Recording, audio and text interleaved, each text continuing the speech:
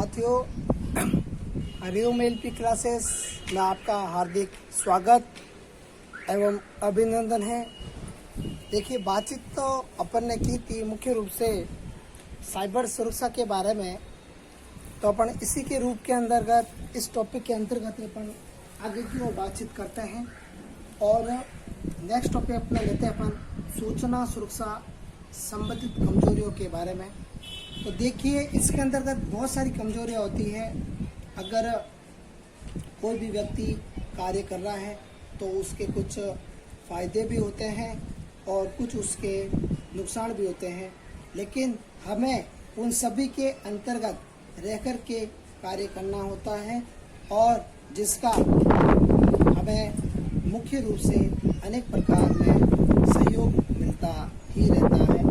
आइए बातचीत करते हैं सूचना सुरक्षा संबंधित कमजोरियों में। देखिए, बहुत सारे रीजन होते हैं जिसके दरमियान हमें समय समय पर अनेक प्रकार के उचित कार्य करने पड़ते हैं, और अगर व्यक्ति उचित कार्य नहीं करता है तो उसे विभिन्न प्रकार के समस्याओं से गुजरना पड़ता है।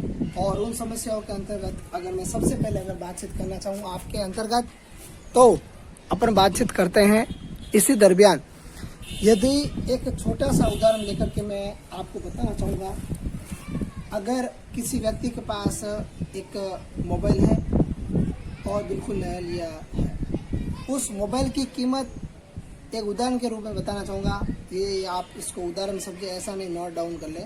उदाहरण के रूप में, अगर उस व्यक्ति के पास जो मोबाइल है और उस मोबाइल की वैल्यू अगर मैं 15,000 रुपये मानूँ या 10,000 रुपये मानूँ, तो मेरा विश्वास मानिए कि आने वाले समय में, यानी कि 1 साल बीत जाने के बाद में, 1 साल बाद में उस की कीमत के अंतर्गत चाहे 1,000 रुपये कम हो या फिर 2,000 रुपये कम हो, लेकिन ये संभव ऐसा जरूर होगा। क्यों होगा?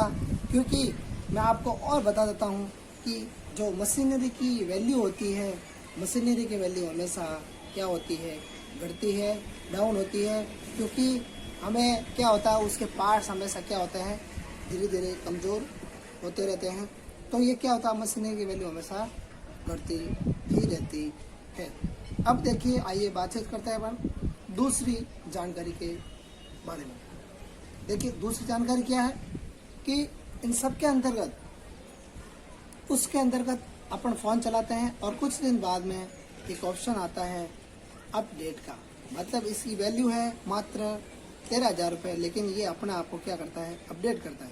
तो मैं आप सभी से यही निवेदन करूंगा कि आप हमारे इस चैनल के साथ बने रहें और आप समय पर भी आप भी अपडेट होते रहें और आप भी पढ़ाई करते रहें। तो देखिए, इस टॉपिक है सूचना सुरक्षा कमजोरी का अर्थ ये है कि सूचना संबंधी एसेट्स यानी संपत्ति को नुकसान पहुंचाने के लिए जोखिम में डालना। देखिए, जो एसेट्स होती है ये आपको कॉमर्स वालों के लिए बहुत ही इम्पोर्टेंट है। एसेट्स एक होती है, लाइबिलिटीज होती है, लाइबिलिटीज। तो इनके अंतर्गत क्या होता है, सबसे इम्पोर्टेंट कि एसेट्स होती है वो आपकी संपत्ति होती है, और लाइबिलिटीज जो होती है वो आपकी होती है कि दायित्व होता है, इसे आपको चुकाना बाकी है। देखिए, इसके अंतर्गत एक खतरा मानव निर्मित या प्रकृति के अधीन के अंतर्गत भी होता है। कुछ भी हो सकता है जो सूचना संबंधित संपत्ति को नुकसान पहुंचाने की क्षमता रखता है, वो इसके अंतर्गत ही माना जाता है। ऐसे में जब सिस्टम की कमजोरी को एनालाइज किया जाता है तो ये कमजोरियों बेहतर समाज के लिए उन्हें वर्गीकृत करने में मदद मिलती है और ऐसे में वो अपना कार्य कर लेते हैं। तो आइए आज अपन बातचीत करते हैं बिल्कुल एक बेसिक रूप से और बेसिक थॉट के रूप में। सबसे पहले बातचीत करते हैं अपन कि नीतियों में खामियां और कमजोरियां। देखिए, कभी कभी क्या होता है कि गवर्नमेंट कोई भी पॉलिसी निकालती है, उसके अंतर्गत क्या होता है, कुछ न कुछ खामियां और कुछ न कुछ कमजोरियां मिलती है, और ये सारी की सारी जो बैठकों के बाद के अंदर कमजोरियां निकाली जाती है, तो व्यक्ति क्या करता है, इन कमजोरियों को सबके सामने उजागर करता है, और कुछ समय बाद में उसके अंदर क्या होता है, एक संशोधन होता है, संशोधन पारित करते हैं, मतलब उसके अंदर एडिटिंग करते हैं, तो वो उसके अंतर्गत निहित रहती है।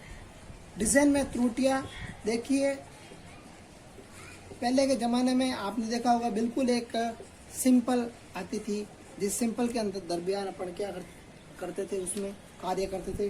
लेकिन अब क्या हो गया, अब एकदम जो है एनालिसिस और डिजिटल हो गया है, और उस डिजिटल के माध्यम से अपने क्या होता है, उसके अंदर नई नई डिज़ाइनों का और तकनीकों का विकास होने लगा है, जिसके दरमियान आज ये कंडीशन आ गई है कि हमें उसमें क्या करना पड़ रहा है, बिल्कुल एडिटेबल करना पड़ रहा है। उसके अंदर और बहुत सारे काम करने के लिए अपन को काम करना पड़ रहा है, और नए नए डिज़ाइन के कारण वो पुराने डिज़ाइन की ओर लोग नहीं जा रहे हैं। प्रोटोकॉल की कमजोरी देखिए, प्रोटोकॉल एक, अगर मैं बेसिक बात करनी चाहूँ, प्रत्येक चीज़ का कोई ना कोई प्रोटोकॉल होता है, और प्रोटोकॉल ये नहीं होता है सुरक्षा। अगर किसी भी चीज़ की सुरक्षा नहीं होगी, अगर आपने मकान बनाया उसके अगर दरवाजा नहीं है, ठीक है ना, मकान तो बहुत अच्छा बना लिया लेकिन उसके दरवाजा नहीं है, तो उसके अंदर वो उसका प्रोटोकॉल नहीं है, उस मकान का प्रोटोकॉल नहीं है, और साथ ही अपना प्रोटोकॉल नहीं है। प्रोटोकॉल कैसा नहीं है, अगर सर्दी बरसात गर्मी आ गई तो क्या होगा, उसके अंदर पानी वगैरह आने की समस्या रहेगी, और क्या होगा, अगर कोई भी हवा पानी है उसके अंदर तो वो समस्या रहेगी। दूसरी बात, चोरों से सावधान, तो चोर से कोई भी घटना हो सकती है। लॉस बाय थीफ, कॉमर्स के अंदर एक पार्ट है लॉस बाय थीफ, तो वो उसके अंतर्गत आपको हो सकता है। तो ठीक उसी प्रकार से अपने एंटीवायरस से आपका जो है सिस्टम से आप अपना प्रोटोकॉल कर सकते हैं, मतलब बचाव कर सकते हैं। दूसरा है गलत विन्यास। देखिए आपने देखा होगा बहुत सारे लोग ऐसे बैठे हैं जो कि क्या करते हैं, अपने कंपनी को ऊपर उठाने के लिए और अपनी कंपनी को बढ़ावा देने के लिए दूसरों को गलत शिक्षा देते हैं। वो ये चाहते हैं कि ये कंपनी वाले कभी भी कोई क्या नहीं आए, ऊपर नहीं आए, ऐसा नहीं, ऐसा होगा तो क्या होगा, ऐसा होने से क्या होगा, हमारी कंपनी ऊपर उड़ जाएगी। लेकिन हमें ऐसा नहीं करना चाहिए। अपने 5वें नंबर पर आता है सॉफ्टवेयर की कमजोरी।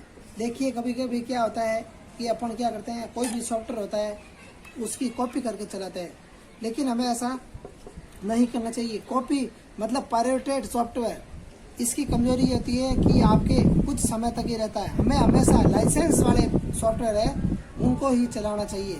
लाइसेंस वाले सॉफ्टवेयर चलाने से अपन को बहुत सारे फायदे होंगे। अपना डाटा जो क्या होगा, लीक नहीं होगा, अपने डाटा की प्राइवेसी बनी रहेगी।